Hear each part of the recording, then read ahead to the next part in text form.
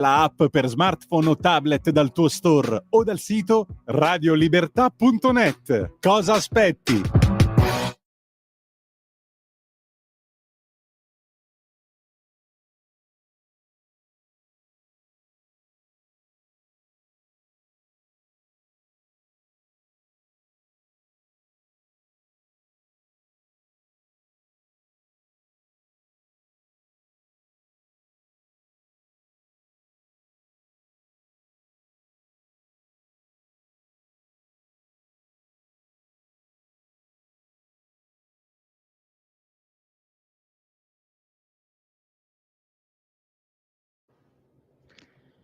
Buongiorno a tutti e bentornati a Liberamente, variazioni e scorribande qui su Radio Libertà.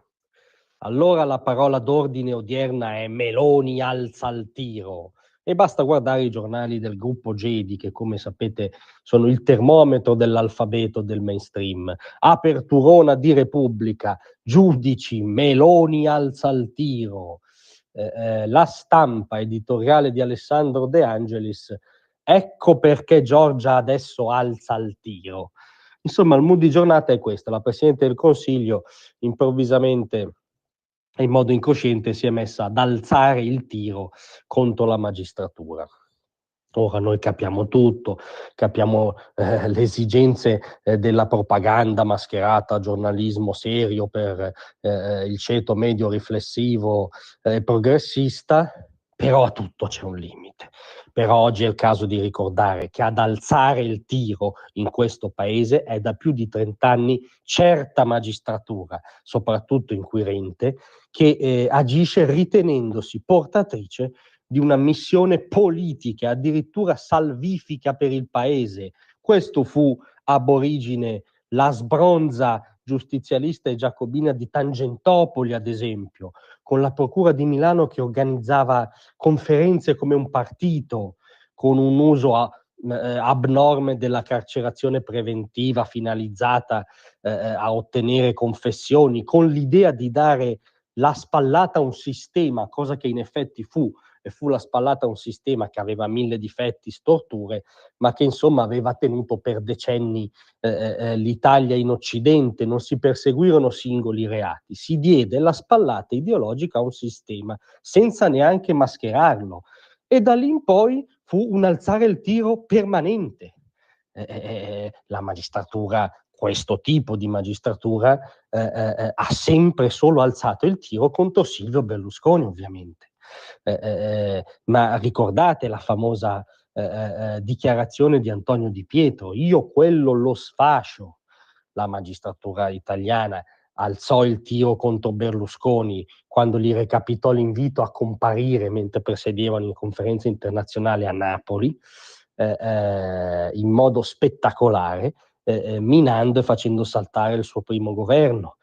Questa magistratura ha alzato il tiro contro Berlusconi sottoponendo qualunque sua azienda a una quantità di procedimenti, verifiche che nessun imprenditore nella storia d'Italia ha mai avuto, finendo per incastrarlo per una questione di elusione fiscale iperresiduale, tra l'altro rispetto alla capacità contributiva di Berlusconi, e applicando il teorema non poteva non sapere, mai applicato in questo paese ovviamente per De Benedetti, Agnelli e tutti, mamma santissima, che piacciono al giornalismo progressista.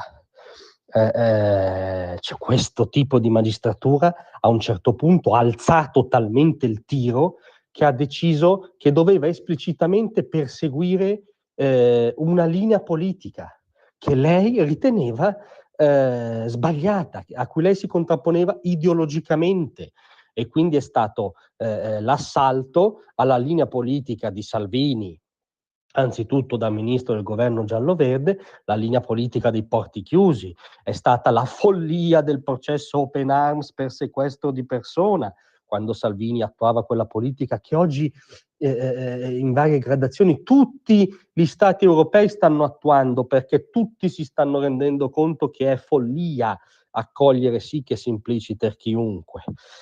Alzò pesantemente il tiro lì la magistratura, come ci ha rivelato il libro di Palamara, e come emerge da un'intercettazione in cui lo stesso Palamara diceva a un procuratore che sosteneva: beh, ma in fondo Salvini sta contrastando l'immigrazione clandestina, sta facendo rispettare la legge. Palamara rispondeva: